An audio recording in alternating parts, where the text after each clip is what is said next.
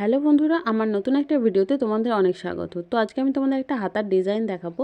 তো তার জন্য আমি এই ডিজাইনটা প্রথমে পেপারে কাট করেছি, তারপর মেন কাপড়ের উপর করবো। তো আমি মোট লম্বাটা নিয়েছি 6.5 ইঞ্চ মতো, আর এদিকে চওড়াটা কিন্তু আমার 7.5 ইঞ্চ মতো। আমার এটাকে ডবলভাবে করা আছে।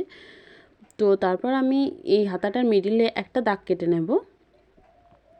তারপর নিচের দিক থেকে বাঁ দিকে আমি 2.5 ইঞ্চি একটা দাগ কাটবো, আর ডান দিক থেকে ওপরে আমি 2 ইঞ্চি একটা দাগ কাটবো।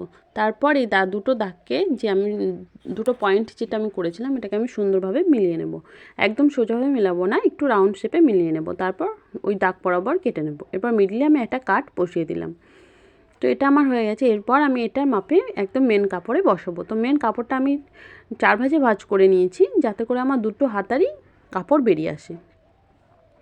তো ভাঁজ করার পর আমি প্রথমে বসিয়ে দেখে নিচ্ছিলাম যে এটা ঠিকঠাক বসবে নাকি।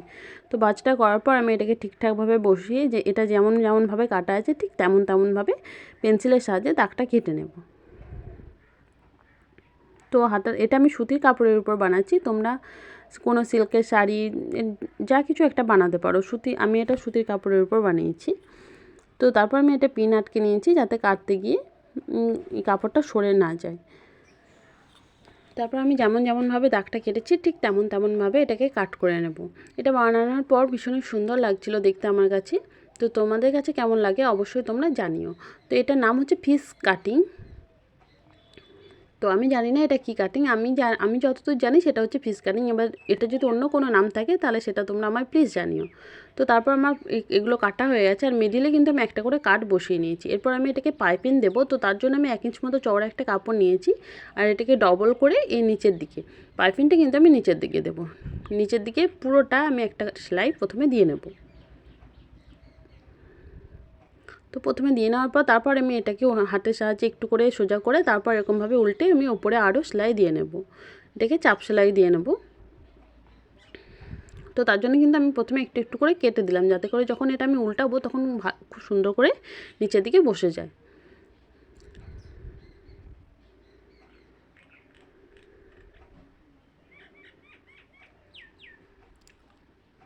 তোমাদের যদি আমার ভিডিওটা ভালো লাগে তাহলে অবশ্যই করে একটা লাইক দিও। তো এরকমভাবে আমি পুরোটা সেলাইটা দিয়ে নেবো। এরকমভাবে হাতে করে প্রথমে একটু করে মুড়বো আর সেলাইটা দেবো।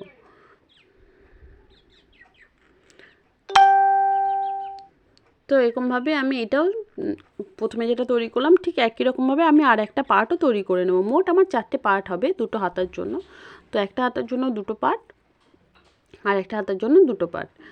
তো দুটো হাতায় আমি একই রকমভাবে তৈরি করে নেব।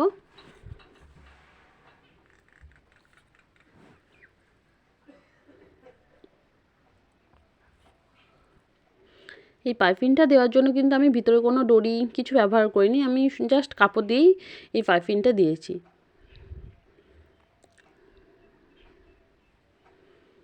তো এই তো আমার রেডি হয়ে গেছে। এবার এই যে দুটো কাট আমি ওপরে বসিয়েছি, এরকমভাবে দুটো কাটকে মিলিয়ে ওপর দিক থেকে একটা সেলাই দিয়ে নেব।